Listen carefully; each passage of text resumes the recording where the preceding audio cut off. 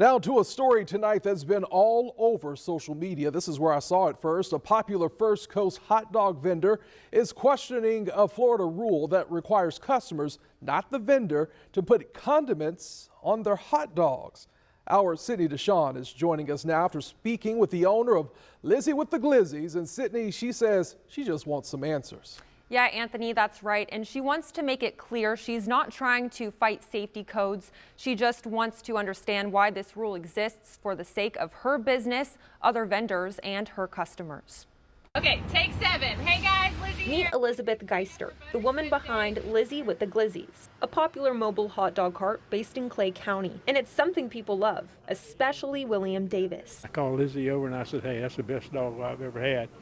And I said, I grew up on hot dogs as a child, you know, and I'm in my 80s. She's only been in business for 3 months after leaving a 6-figure career to launch the cart. She now has more than 40,000 followers. Don't know where they all came from, but I'm very grateful. Now that same cart is at risk. I would be extremely brokenhearted if I had to stop doing this business. She says a recent complaint filed to the state triggered a health inspection. Within the state of Florida, as a hot dog owner, I cannot add any condiments to a customer's hot dog. Ketchup, regular mustard, you said? I hold a license, I have insurance, I'm food safe manager certified, I have access to hand washing, I use gloves, proper utensils.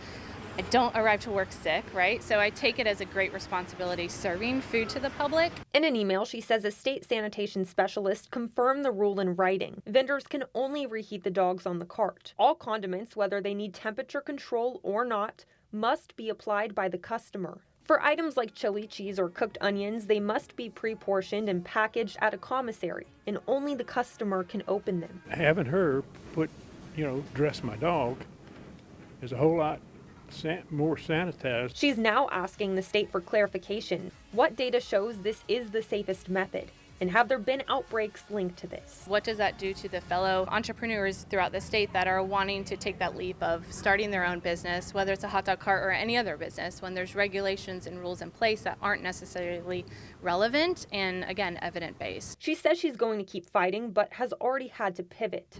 Customers say, though, they aren't going anywhere. Even if she has to comply with making your own dog, it's not going to bother her because she's on fire. Now, we are still working to get clarity on the rule and the reasoning for it. We did reach out to the state specialist directly yesterday. We were told to fill out a media request form. We did that and followed up again today, and we haven't heard back. Anthony.